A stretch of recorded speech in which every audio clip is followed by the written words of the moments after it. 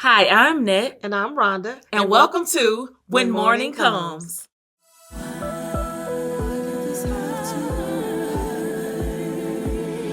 Scream, cry, yell, why did it have to happen? It hurt so bad. You thought the pain would never end. We've come to share some hope and help you realize the sun will rise again. That's when morning.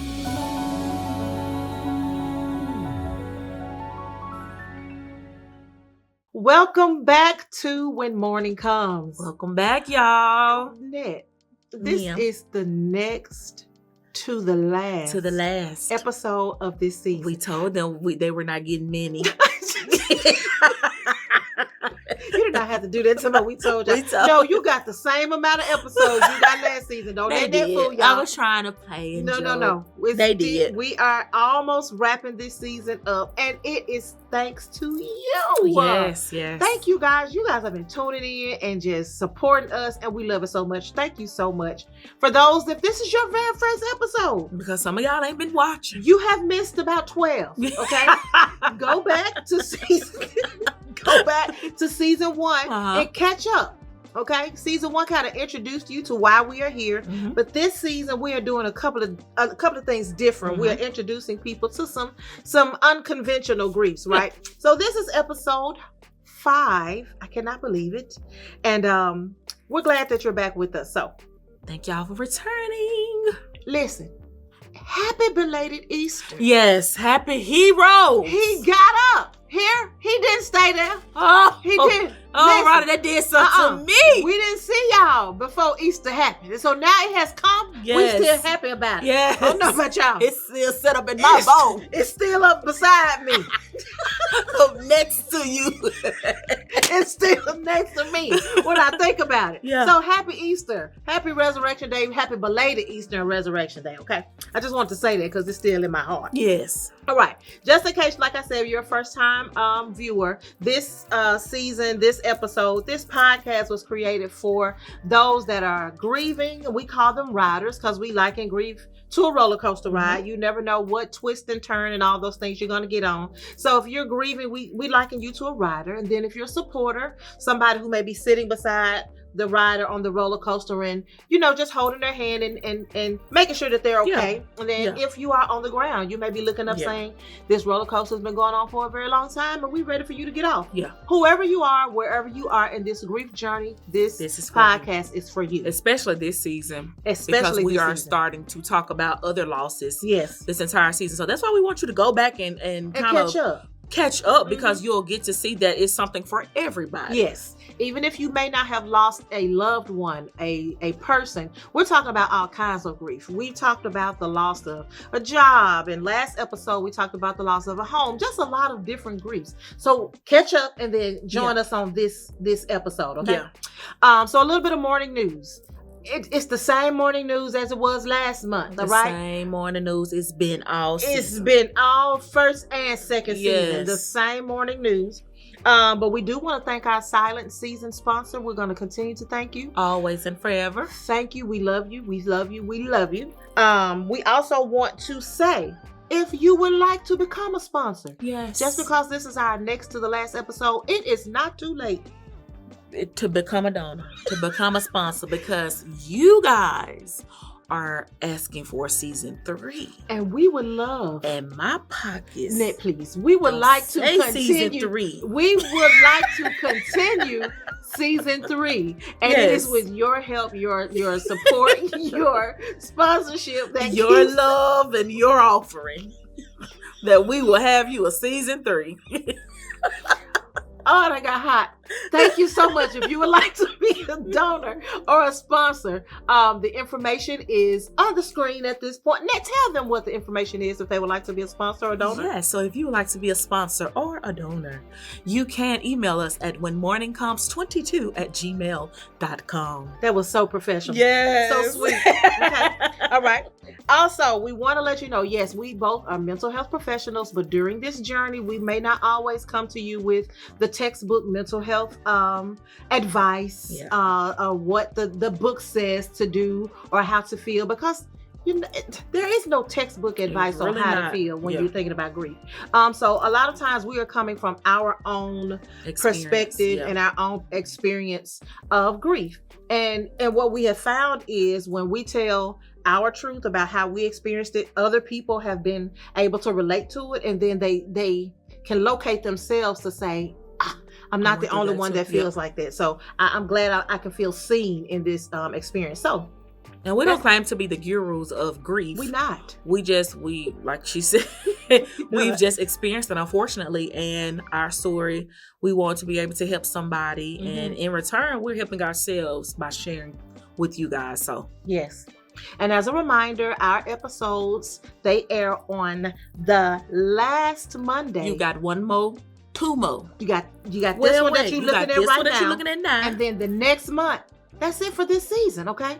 The last Monday of every month at 8 p.m. on YouTube, okay? Mm-hmm.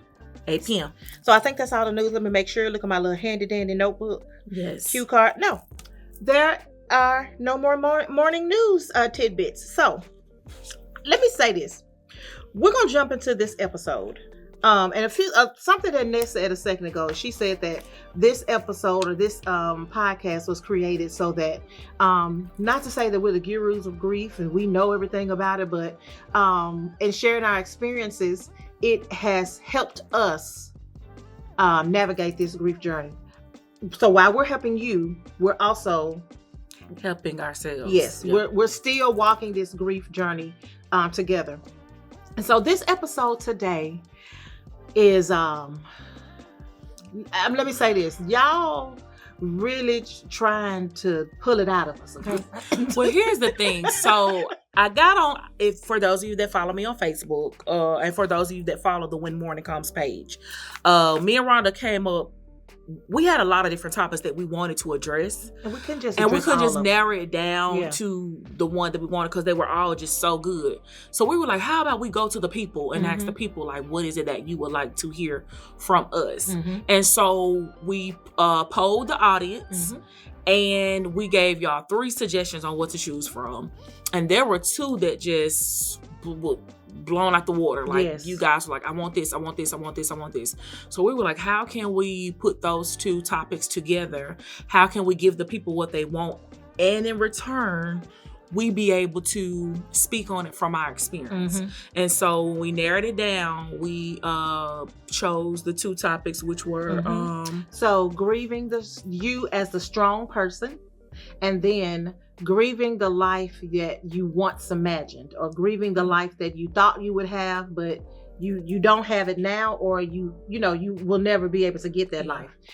And listen, those 2 topics almost had me having to call my therapist and say, here I come. I'm coming back. I got to schedule me a session real quick, because like Nette said, when we're going through these episodes with you guys, we're going through these episodes with each other. A lot of these things we are experiencing them in real time. So as we prepare for the episodes, and we're really trying to dig deep and see, okay, what information do we need to discuss so that it can in turn help somebody else. It brought up a lot. It brought up a lot. It brought up a lot of suppressed feelings. A lot of suppressed feelings, a lot of suppressed emotions, a lot of thoughts that I don't think I ever thought about through this process. And I had a revelation that I don't think I ever put together. I think when I came to you, I was saying, I think we both did. I don't think I've ever said that out loud. Yep. And not necessarily said it out loud. I don't even think I admitted it to yourself. I don't even think I recognized that that's what it was. Yeah. And so what we decided to do for this episode, the only way that we were able to get through putting this episode together for you guys was we had to write it out. We had to write our feelings out. We had to journal it so that we would be able to fully express what we were thinking and fully express how we were feeling without missing anything. So the 2 of us got in our secret spots and we wrote our thoughts and our feelings out in our journal. So this episode is called Memoirs to Mourning. And it is really just that. It is our journal entry to our mourning, to ourselves, to our journey, specifically about those two topics that you guys voted for. Grieving, being the strong one all the time, and grieving the life that you imagined. So, in order for us to get through this, what we did was we wrote it down, and we did not memorize it, okay? It's not a speech. We brought it with us. Yeah. So what you are going to experience is us actually reading this out loud to you for the first time in real time. So come along this journey with us if y'all don't mind, all right? So here goes nothing. I grew up in a large house across the street from our zoo. My mom and I lived with my big mama, my grandmother, my aunt, my cousin, and my uncle after my parents separated. I remember letting cars park in the backyard during zoo blues, chasing birds or peacocks. Now, that's another story for a different day. And I remember Big Mama eating cornbread and buttermilk while I sat at her feet. Those were great memories. There was also one memory I will never forget. The night Big Mama passed away cooking Thanksgiving dinner. I saw something shift in my mama, even at 6 years old. I witnessed grief for the first time personified. If I had to pinpoint when I became the strong one, quote unquote, I think it was then. See, I love my mom and my family so much. I developed a desire to protect them as best as I could. Though I was limited by age, I did what was within my control. Be good. Don't cause anyone any extra stress. I was a very low maintenance child. I was easily pleased. I strived to make my mama proud. I was a straight A student. I didn't have any bad report cards. A very responsible kid. And I was very mature for my age. I mean, people my age were calling me mama and auntie in middle school. What is that? So, when my sister was born, it kicked it up another level. I wanted to help my mama even more. She was doing so much for us without one complaint. The least I could do was continue to make her proud. So as I grew up, that persona followed me. I didn't realize that I was inadvertently teaching people that I was self-sufficient. And somewhere along the way, people stopped seeing me as someone who needed nurturing. They only saw strength and competence. They only saw the one who can handle it. I didn't realize I was carrying this grief until after my mama passed. See, my mama was a consistent nurturer for me. She never forgot that I needed to be nurtured. She was so good at it. I felt like I was receiving it from a million people. And she taught my sister and I to nurture each other. But at some point, I realized I was grieving the version of me who still wanted to be held. The version of me who didn't have to be the strong one. See, people assume I'm okay. They always assume I don't need to be checked on. They assume that I don't break or that I don't get tired. They assume that I don't need softness. Being strong became my identity and my invisibility. I still hold a lot of miniature griefs, like the grief of being needed and not nurtured, like the grief of being praised for strength that was actually survival. If I have learned nothing else through this revelation, I have learned that I now must help those around me unlearn what they have become used to. I must teach them that my strength is not the absence of grief. My strength is the ability to keep breathing while I still carry grief. I also have to tell myself to tell others what I need. And if I need a soft place to land, even if it's for a few minutes, I have to ask for it. Memoir to my mourning. Whew, okay. So this is mine. And in order for me to be honest with y'all, I have to be honest with myself, which will cause me to be extremely vulnerable, and vulnerability regarding my personal life isn't something I'm used to. So, in order to heal, here's my truth, and I am going to read it. You remember how we used to play MASH when we were younger? And it would tell you by this age, you're going to have the mansion, the husband, the kids, the dream life. Yeah, my life looks nothing like that. I am 37 years old, no children, no committed relationship. I am in the middle of pivoting my career. I'm grieving both of my parents. I have a huge fear of driving. And right now, I am living with my sister because grief almost took me out of this world. This is nowhere near the life I thought I'd have by now. And you want to know who I feel like I'm disappointing the most? People. I grew up loved, deeply loved. My mom nurtured me, cared for me. My dad was in my life, so there was no dad issues. My big sister, she would fight a bear for me. I had friends, but somehow along the way, somewhere, I started living a life that felt like it had to look right to everybody else. I think it was due to being rejected, having to overly show up for approval because I was a tall, plus-size woman living in a thin is the only way society, and I didn't come from a home of wealth. So, I didn't want to be seen as weak or judged. Also, while Rhonda was always seen as the strong one, I was often seen as the one who needed to be taken care of. So I spent years trying to prove that was not me. So I tried to fit in. I tried to be the one who had it all together. I tried to look like I had the life I thought I was supposed to have. But the truth was, life was never perfect, and I didn't always have it together. And that should have been okay for me.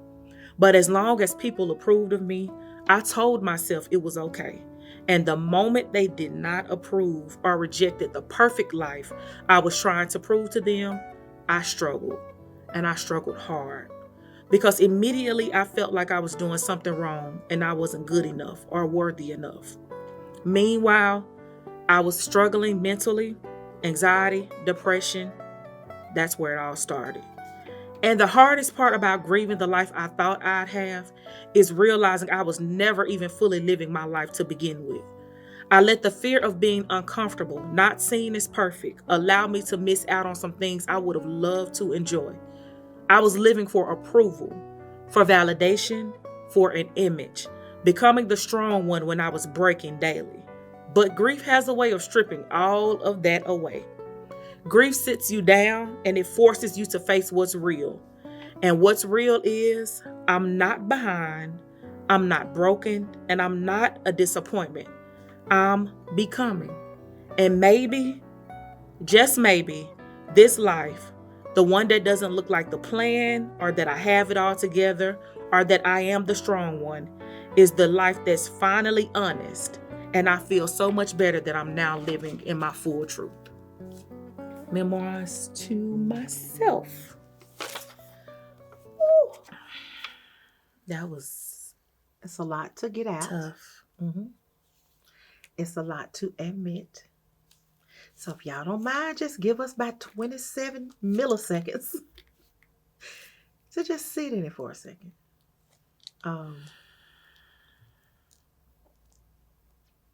I did not want to share any of this. Y'all, it was so hard. Me and Rhonda went back and forth about what we were going to talk about. And we knew that the topic was good. And so Rhonda had already was like, I'm going to talk about this being the strong one. And so I'm like, okay, I'm going to come from, and I know that there were several things. I knew that there were several things that I could come from, like several, angles and avenues. But I was trying my best to find like random stuff. Well, maybe I can talk about the time where I lost my favorite toy and I grieved not having it. And Rhonda was like, that's so surface. That is not, like that has absolutely nothing to do with nothing. Because I was avoiding really just telling the truth. If you've noticed, I've never said on this podcast that I live with my sister. And y'all, I was beginning to think she was shaming me. And Rhonda was like, and Rhonda brought that to like mine. She was like, do you know this? You never said that. And I was like, no, I'm very careful on saying certain stuff on this podcast. And it's not because I felt like I didn't want to cry or I felt like it didn't needed to be said. It probably needed to be said. Mm-hmm. I didn't want to be judged. Mm-hmm. I didn't want people looking at me like, stay with your sister. It was the fear of what other people was going to say about me. And Rhonda asked, she was like, do you have an issue with living? No.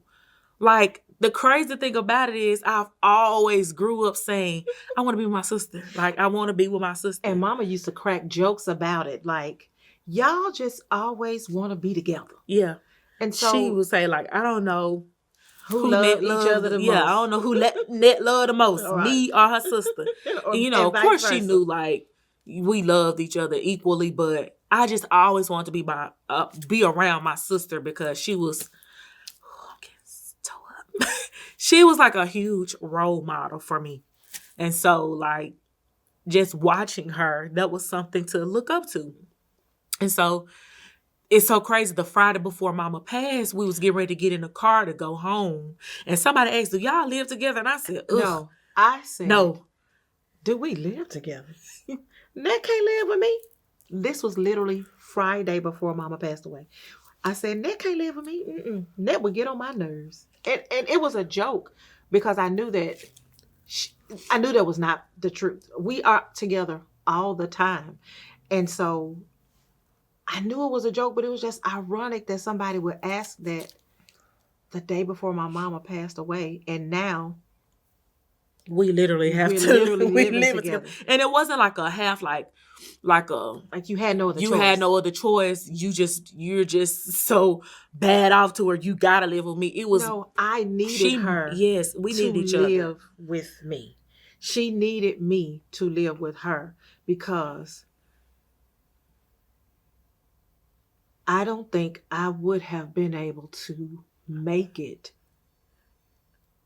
without my sister after my mama passed. That's just me. And I went to her and I told her when she was so reluctant to just move in, and I said, I need you. And yes, I'm married. Yeah. Yes, I have a husband. Yes, I have a daughter. I need my sister to get through this. And so it wasn't she had no other choice. It wasn't she was forced to do it. It was what we needed in the moment and what we continue to need even at this moment. Yes. And like, and I know I talked about last episode how I was just taking little pieces of clothes because it still wasn't home for me. Like, I'm used to being with Mama. So when I moved to the house, it was like, okay, I'm just here for a few days. And Rhonda was like, no, I want you to get comfortable. Like, this is home. Start saying this is your home. It took me forever to say this is home because I felt like I was invading their space. I felt like I was coming in. I felt like, I couldn't, I'm only here because I can't do any better. And y'all, it was not really because I felt that way about myself. It was really just out of my fear of what other people were saying. Other people were going to think that. Yes, other people was thinking that, and other people are saying it. And it took me a while to just really just get comfortable in that. Mm-hmm. And so when we were going through the episode, we were like, so you're going to speak from having to be that strong one all the time. Mm-hmm. And I was going to speak from the fact that, like, I think I lived this life where I was grieving, like, not needing approval from people because for so many years, I had to get an okay. And I don't know why, because that wasn't how we were raised. That's not how you were raised, no. Yep. And so when in reading your letter, like, even writing it, how did that make you feel? I think that was the first time. No, I'm going to stop saying I think because I know for a fact. That was the first time that I recognized that becoming the strong one happened as early as about 6 or 7 years old. At first I was thinking, it's because, as I got older, people always looked to me to being the strong one because I was a counselor. Mm-hmm. Or, because I was responsible. I don't know, where it came from. But then the more I was going through that process and we were thinking about it, it started even back when I was 6 and living with me and Mama lived with my grandmother, like the letter said, lived with my grandma, my cousin, my aunt, and my uncle in a house right across the street from the zoo. Nah, I did not know it was all them people in that house. Girl, yes. Now mind y'all, I was not born until yet. I was 8. Yeah. So my grandma passed when I was 6. So after my mom separated from my dad, we moved in with my grandmother. And it was a pretty big house on right across the street from the zoo. So it was a lot of rooms, and it was one of my uncles. That's how he became kind of like my babysitter. Yeah, he was so protective. So I lived with one of my uncles and one of my aunts and her daughter, and then my grandma. And even though I was only 6 when she passed away, I still remember bits and pieces of just happiness in that house, just being around family. And her house was the gathering place, and everybody came to it. And we got pictures of us just sitting outside on the stoop, like, all the aunts and uncles coming over there to just hang out. Like I said, we would park cars in the backyard for Zoo Blues. It was this whole It's a thing. shindig that they would have. All the famous blues artists would come and do a concert at the zoo, and they would be parking across the street. My uncles would be charging them a few dollars to park in the backyard. Yeah. And watch the cars. But I remember that kind of stuff. I remember chasing birds in the front yard because they done escaped from the zoo not knowing that they were peacocks. Now that's a story for another day. I'm going to have to tell you my peacock revelation, but not today. I remember all of that, but I also remember the night that my grandmother died. And she was cooking Thanksgiving dinner. And I remember my mama screaming. And I remember her reaction when we recognized that, my grandma had just passed and had a heart attack. I remember the responses. I remember the ambulance coming and my aunts and uncles coming over. And I also remembered for the first time the other night that I felt like I needed to protect. Or not, maybe protect is not the word, or maybe it is, I don't know. But I felt like I needed to just not be in the way. Mm-hmm. You know what I'm saying? Yeah. It was a lot going on, and Big Mama was the rock of our family. And now that she's gone, I just felt like I needed to just not cause. Yeah. Now, I was never a bad kid. Yeah, so it wasn't like I was causing any problems. It wasn't like I was, okay, Rhonda, now you got to straighten up. Yeah. No, it was never that. But I just remember seeing my mama become fragile. I remember a piece of my mama dying when her mama died. And it's crazy. And this may be totally off subject, but I just had a thought. What my mama experienced when her mom passed is what I experienced when I lost mama. And I don't think, or when we lost mama. And the pain that I saw in her, I didn't get then. Yep. I knew something. I saw something shift that I needed to just kind of protect my mom. And I didn't know how to do it at 6. But I saw something shift that I couldn't fully explain until I lost my mama. Yeah. And I now know what that felt like. And I now know what that shift was. Yeah. So I became protective. I became strong. I became just... Everybody relied on you. Everybody comes to you. Everybody calls you. I mean... Because you're going to... I'm going to have an answer. You're going to have an answer. If I don't have an answer, I'm going to find an answer. Yeah. And if I can't find the answer, I'm going to keep trying until I find something. So do you think that's something you taught people? Like you taught people? Yes, I taught people to treat you as the strong person. But here's the crazy part about this. I didn't, that's why I said in the letter, inadvertently taught people to treat me that way. I wasn't saying from now on. Call me for everything. Don't you doubt nobody else. I didn't say that. I'm the only one that can help you. I'm the onlyest one in this family that you can dial. I never said that. But I think it was because I was responsible. I was the person that I'm going to find the answer. I'm going to figure out how to do it. I am resourceful. I don't know. I didn't say it out of my mouth, but I do realize that I was teaching people that I could handle it. Mm-hmm. Mm-hmm. You know what I'm saying? Mm-hmm. To where at some point in time, they just stopped checking on me, or they just stopped asking, was I okay? Because she can handle it. She got it. And I don't think I ever taught people that I can handle it. And it's so crazy because, you know, growing up, people was like, oh, Nette, poor Nette. Just what is she gonna do? Growing up when? I gonna say growing up. It was always like, Rhonda, you know, she the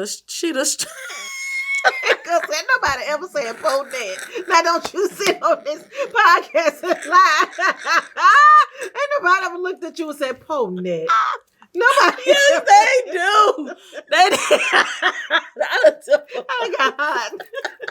Nobody ever said that. It be feeling like sometimes they feel like right there. What you just said. Yeah. It feels like that's what they say. And that goes back to like my fear of judgment.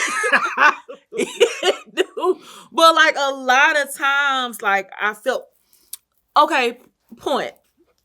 Like us growing up, people would want to compare me around us so bad. Yeah, now they would do like that. They want to compare us. Like your sister is. Your sister can sing. Do you sing? Do you sing? Yes, Your sister making straight A's. Do you make straight A's? No, I don't make straight A's. Your sister is doing this. She's acting. She's doing this. Are you going to do that? No. And so I think at a point in our lives, not now, but at a point in our lives, it became like so overwhelming that I was like trying to do whatever it takes to make sure that I was not like you or trying to be better than you. I don't know what it was. I don't know what it was. So we started clashing a lot. Let me say something. The relationship that y'all see right now is not how it always was. Okay? I'm not going to tell all the stories. But there was some time that I wanted to just... It was tough because I was getting it from teachers. Because we were going to the same school. We went to Tougaloo. Shout out Tougaloo College. We went to Tougaloo. And so at Tougaloo, we had the same teacher. Now, we was there two totally different years apart. But we had the same voice teacher. I'm not going to say her name because Rhonda loved her. And don't you do it.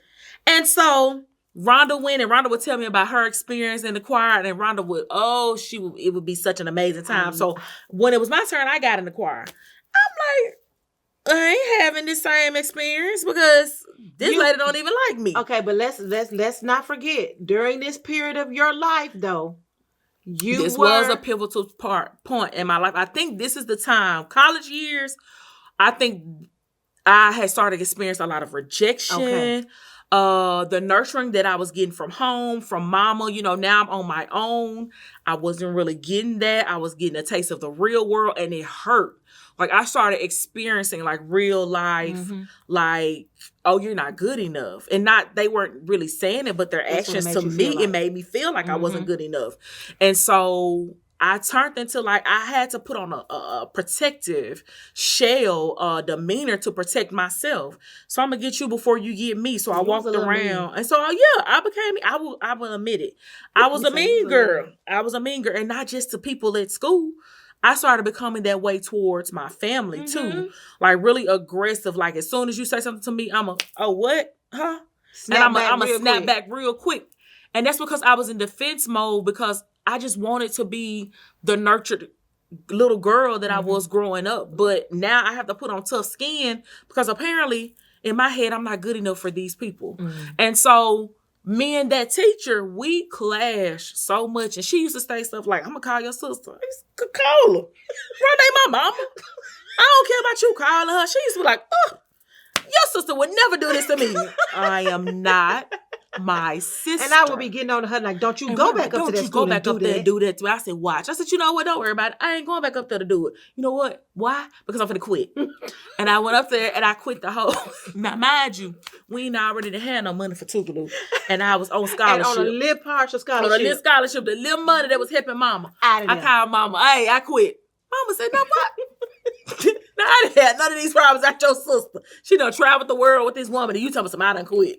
So it was just like... You can have it. And you can have it because I'm not finna keep hearing you compare me. And that was the only reason you keep comparing me with my sister.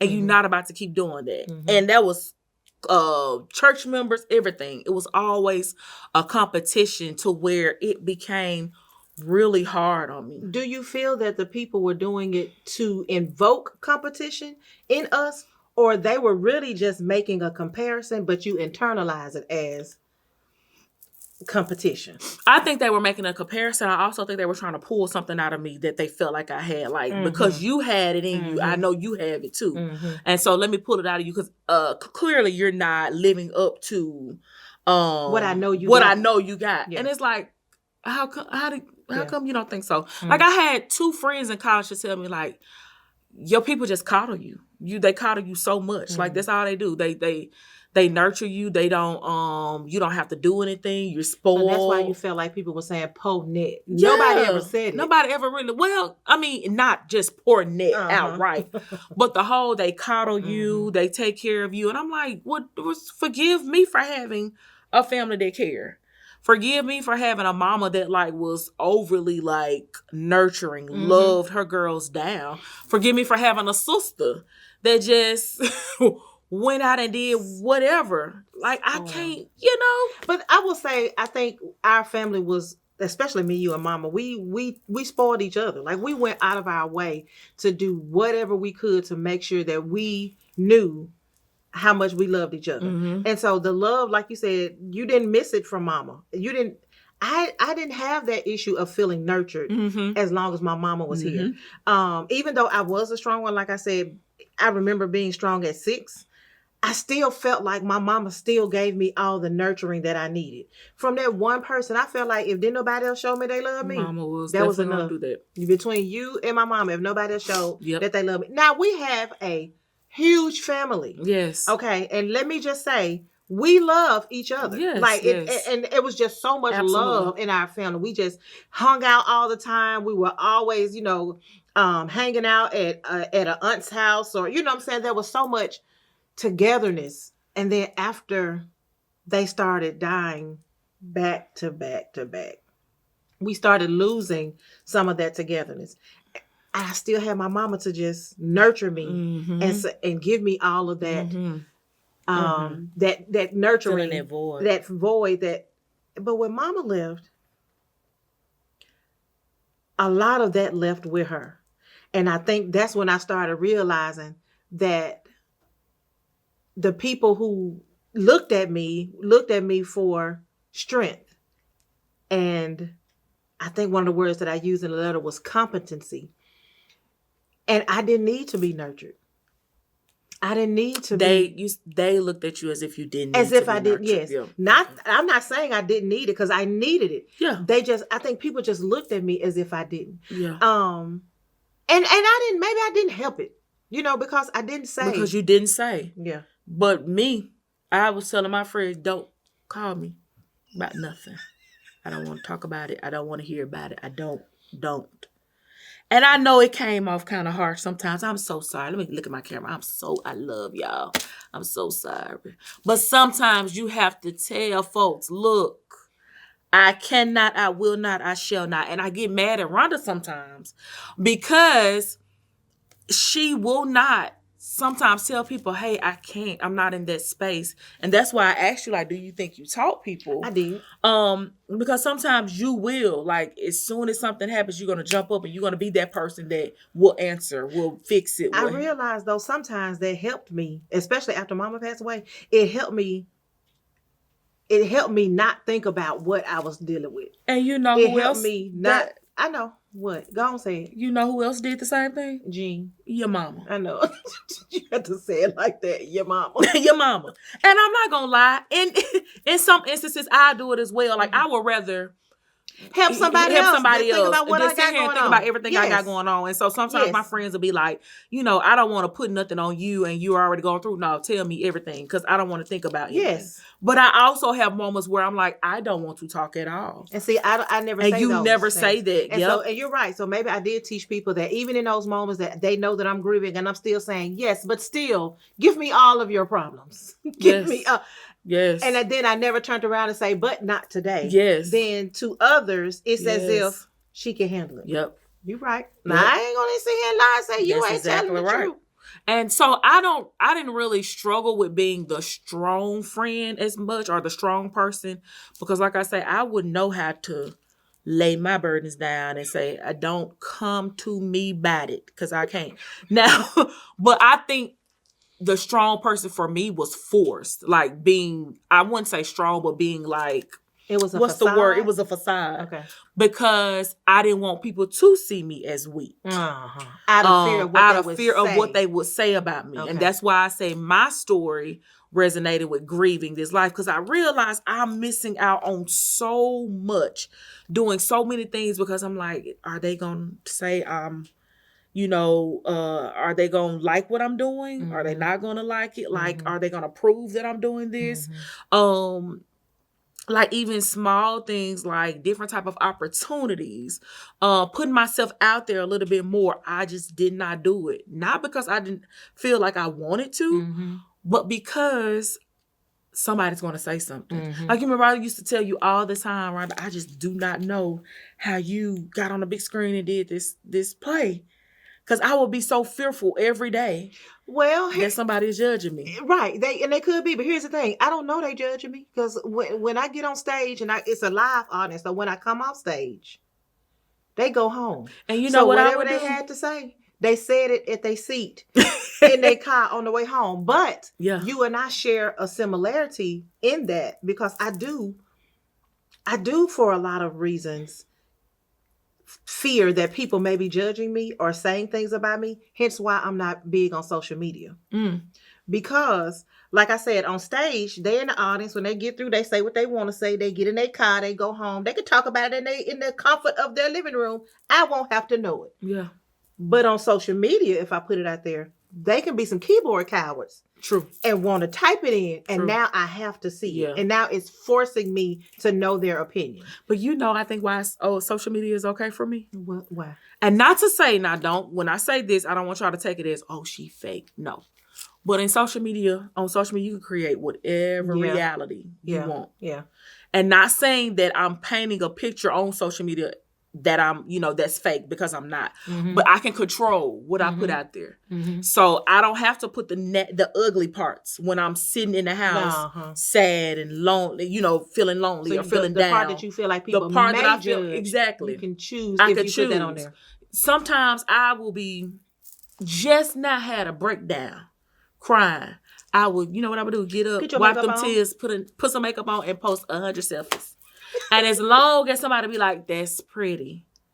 Oh, you forgot about the breakdown. I forgot about the breakdown. Mm-hmm. Is that healthy? No. I mean, to a certain extent, and it's not because I want the attention, but it's just like feeling like accepted, feeling like appreciated. Mm-hmm. It like gives me that rush. Mm-hmm. But like I said in the letter, after losing Mama, I think all of that kind of died because you get to a point to where you realize I've lost one of the most important, God and then her. And she was all of the love. All of the love that God gave her for us. She had it. She had it. And she gave it to us. And she gave it to us. That woman did and that. We've lost her. You think I care about what somebody think about me or where I am, or especially like the way the world is going? Do you think I care? But what point did you get to where you didn't care? Because this memoir to Mourning is saying that we tend to grieve the life. I tend to grieve the life of not I don't want to say not because I don't want to use an absolute word. Yeah. I tend to grieve the life of being needed, of always being needed, but rarely being nurtured. Now I do tend to grieve that. Always being strong, but rarely being supported. And I don't want to take any credit from those people that do support me. Yeah. And they know who they are. Yeah. I don't have to sit and call names because they know who they are that will constantly and consistently give support. And check in. Yeah. And check in. And hey, Rhonda. And I still can feel a void of always being needed, but rarely being nurtured. I still can feel that. And it may be Mama maybe mama ruined that for everybody. Because she did it so good and gave us so much to where now that she's not there, it does. Hey, maybe Lord have mercy. I think I just hit me. I'll never get enough. Nobody will ever be able to nurture me the way that she did. Yep. Even I can't. I quit. Like we would even tell ourselves, not ourselves, but tell each other. I quit. We cannot be mama. Mm-mm. And like somebody had to remind you that you are not mama. You can't be mama. Mm-hmm. And it's not to say that like you're not good enough to be her, but it's like she is her. Mama. Mm-hmm. And like don't beat yourself up and feel like I'm not doing this as well as mama did, so I'm not a good enough sister or a good enough mom, to Janae or whatever. And so I think once you sit back and you realize both with you being a strong person and both with me, like on this journey that I'm on, that the life that we are living is the life that we're supposed to be living right now. Right now. Where we are supposed to be, where we are right now. I think stuff starts making a lot more sense. Mm-hmm. Mm-hmm. And I know with me, like, even with the whole entire situation, I've started telling people, like, yeah, I don't drive. It's out of fear. I had a car accident. I don't drive. And like whatever they say was whatever they say. But it's so crazy because like lately when I've been saying it, I've been getting like, oh, okay. Mm-hmm. But that's because all that time you were so scared of saying it because you thought you was going to get another kind of response. Mm-hmm. You were trying to control the response you got, so you didn't say it. When the whole time, people probably would have always said, okay. Yeah. Like when you it's talk not about gonna make living or break with me. your sister, there are other cultures who live 27 in a 1-bedroom house and they love it.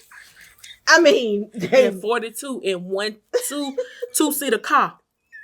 They be getting out going into Marshalls. I'm not gonna say the type of because we're not gonna do that. But there are several people who will just have 12 generations in one home because that's their culture and it helps with financial stability, support, and nobody thinks it twice about it. Yeah, who taught us that it was wrong? Yeah, to live with your right. Yeah. Where did we get that from? Yeah. No, nobody taught us that. That's just a perception that you created. Yeah.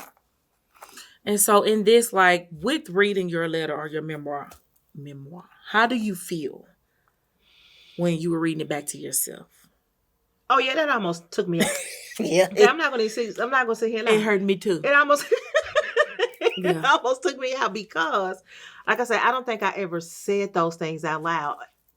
Number one, I never said it out loud, and I think that was the first time that it ever hit me like that. Yeah. And I was telling you, like, the more I sit and think about it, I remember situations. I remember being, doing a show, and one of the backstage, the stage directors, came to me, and one day she was like, "I'm so sorry." And I'm saying, for what? Why are you, like, you didn't do anything. Why are you apologizing? And she said, because I never come check on you. When the first couple of times. When somebody that don't even know you. Somebody that I mean, they're high, they work. Yeah.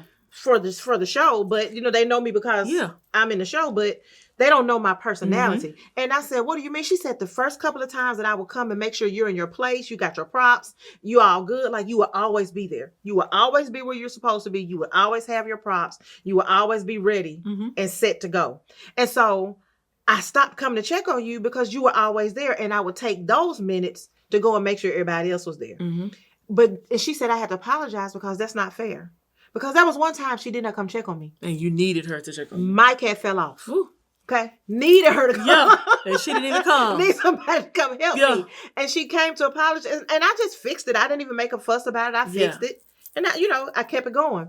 But she came to apologize. And I realized then, am I just inadvertently teaching people that I don't need their help? By being a responsible person? Yeah. Is that me? I was saying, but is that you? And I take responsibility for the part that is me, because the part that is me is the part that does not say I do need help. Mm-hmm. And so I learned that lesson. Mm-hmm. I learned that lesson, and I take full responsibility for it. There are moments where I do need nurturing. I do need to be held. I do need to just be soft for a minute.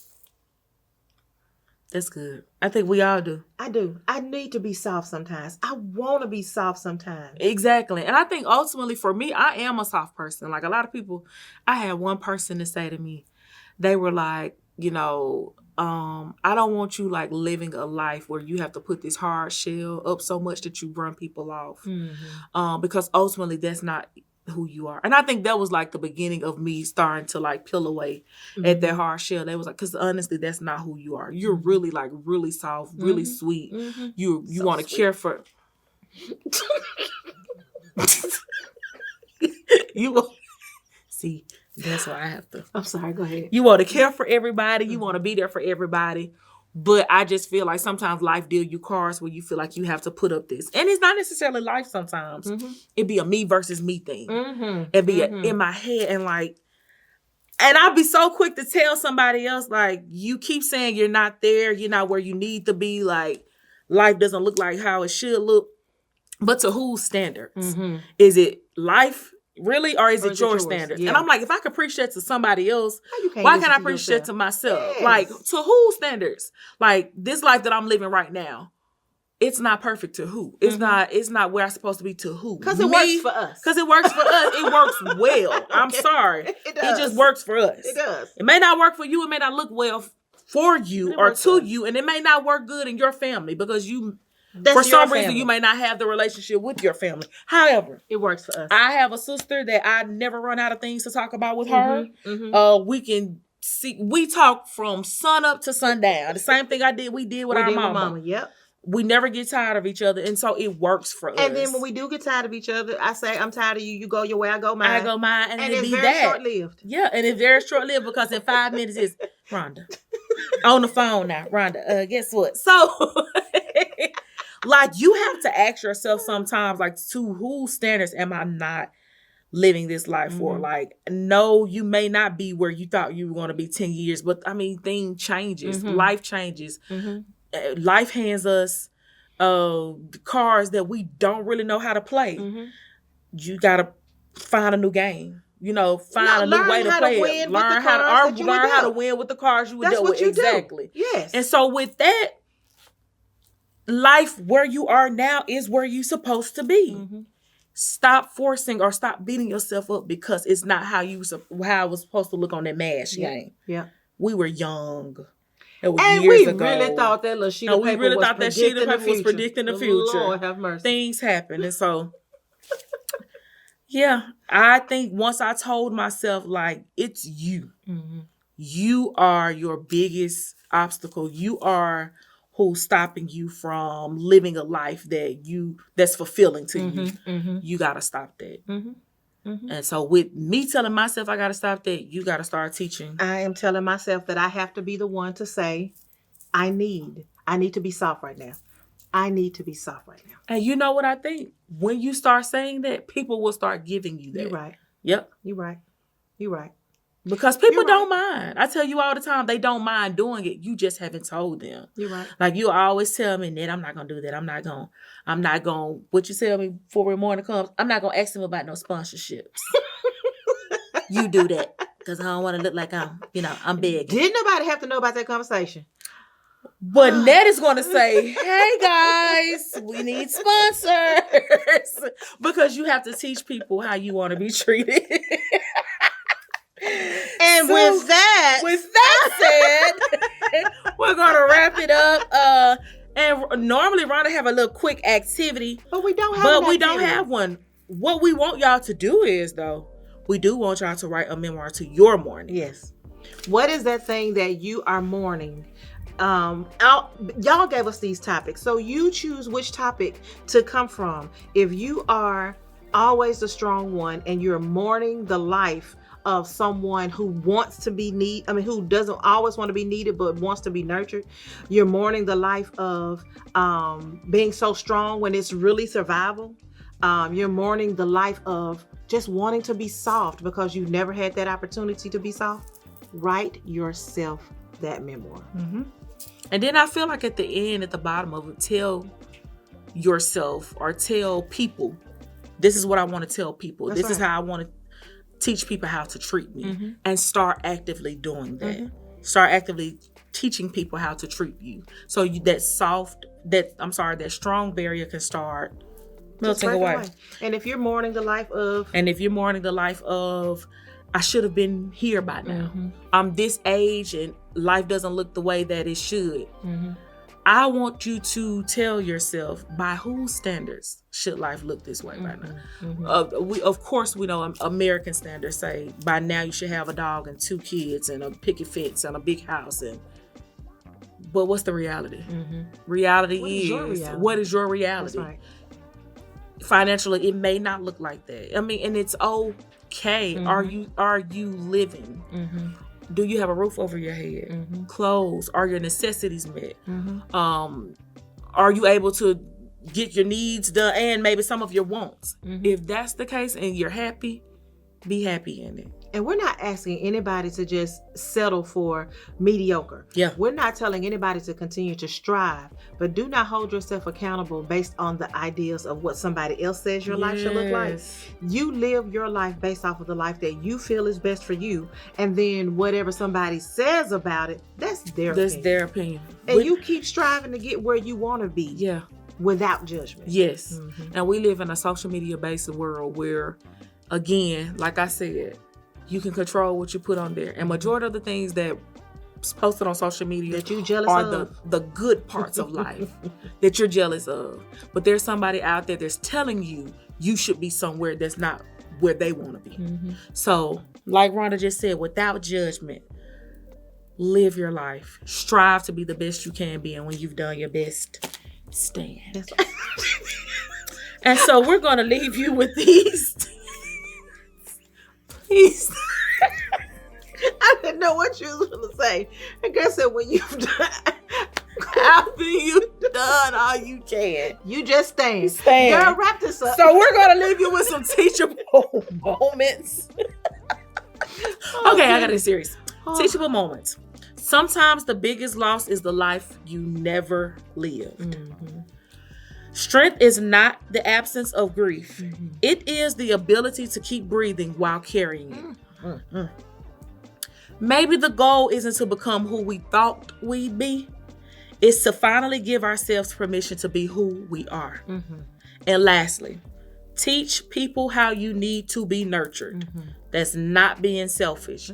You deserve it. Yes. As always, we want to leave you with our toolbox. If you need a counselor, a therapist, a mental health clinician, you can utilize www.psychologytoday.com to find a counselor in your area.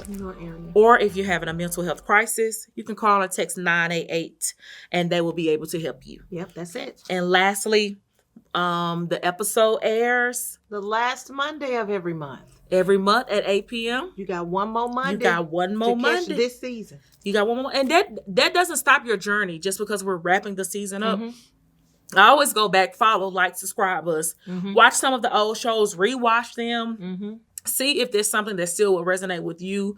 Rewatch this season. Share it with your people. Share it with somebody that's experiencing their own journey of their own. And we've been going back and forth about some ideas of things that we may want to do that'll take place after the season wraps. So you never know. Just because the season wraps up after next episode, there may be some other things coming that you guys will have access to. So be on the lookout. Be on the lookout. And until next time. See y'all later. Bye.